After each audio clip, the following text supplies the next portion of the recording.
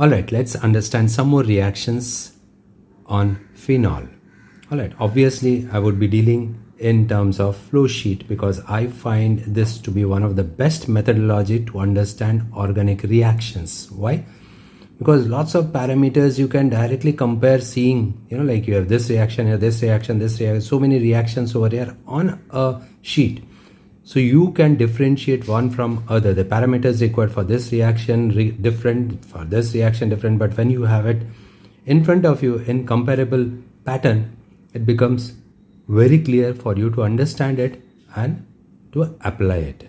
Okay, so having favored flow sheet methodology for understanding organic reactions, let's proceed. Alright, in our first list from the flow sheet, we choose Reimer Tiemann reaction. In case of Reimer Tiemann reaction, we treat phenol with chloroform and aqueous sodium hydroxide, obtaining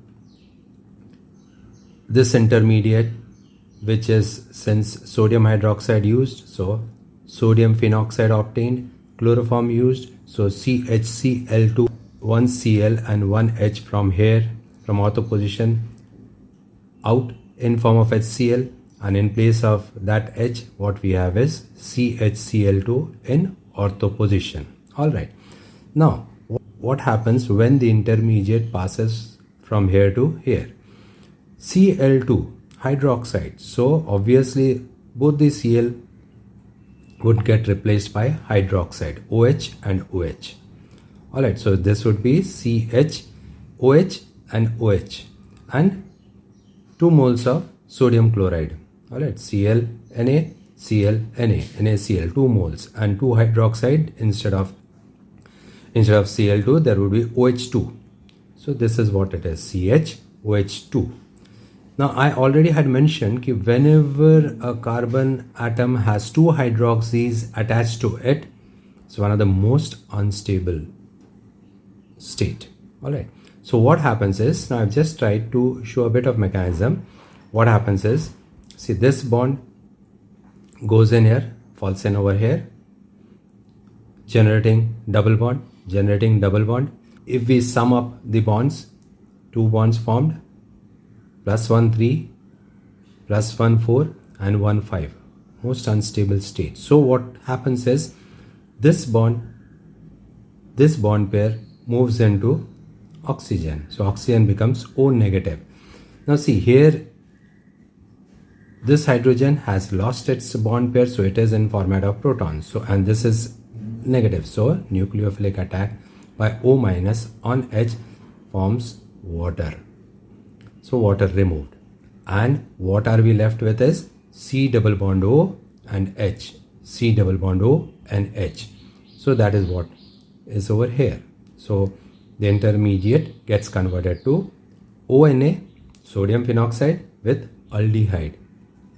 On further acid hydrolysis, why acid hydrolysis? Because sodium is to be removed. So acid, suppose I take HCl as acid, so obviously sodium would react with Cl to form sodium chloride and would leave this place, and instead of that, of HCl, Cl has gone for Na, so H remains, H would come here to form phenol. Alright, so what we end up with is salicylaldehyde. ONA hydrolyzed to OH, CHO already formed, so at ortho position we have aldehyde group of phenol, making it salicylaldehyde. Alright, okay, so from flow sheet, next candidate that we choose is Kolbe's reaction. Now in case of Kolbe's reaction, first step is formation of sodium phenoxide from phenol. Now if you remember, I presented in my earlier video Dow's process. In case of Dow's process, chlorobenzene was converted into sodium phenoxide using sodium hydroxide at temperatures 623 K and 150 atmospheric pressure. Alright, then it can also be synthesized using sodium metal. Phenol with sodium metal gives sodium phenoxide and with liberation of hydrogen. Okay, so sodium phenoxide obtained. From sodium phenoxide, what we obtain is sodium salicylate. How? By using carbon dioxide at 398 K and at 6 atmosphere. Alright. So now sodium salicylate on acid hydrolysis gives salicylic acid. Now, why acid hydrolysis? As I explained in case of salicylaldehyde, similarly here also acid hydrolysis. So Na would react with Cl if we have used hydrochloric acid then, and H would replace Na to form COH, salicylic acid. Okay. The next that we choose from our flow sheet is oxidation process. That is when phenol is oxidized using chromium trioxide or sodium dichromate in presence of acid, sulfuric acid. It oxidizes to parabenzoquinone. So we have benzene ring, so benzo, and quinone we know is one, ketone, so two ones. Alright, so and para to each other, so parabenzoquinone. Okay, now when we come over here, this is usage of zinc dust and heat for removing this OH group. So zinc picks up O, forms zinc oxide, leaving H behind for phenol to get converted to benzene. Alright. Then finally we study about hydrogenation. Now in case of hydrogenation, we use nickel as catalyst at 433 K. So what it does? It reduces all the three bonds which are there. Alright, 1, 2, 3. Three bonds which are there are being reduced by hydrogen in presence of nickel catalyst. What we require is 3 moles of hydrogen gas. Alright, per phenol. But this part remains intact. So if you see how you can compare, now if we compare these two reactions, in this case zinc touched only this oxygen, whereas when we are doing reduction with nickel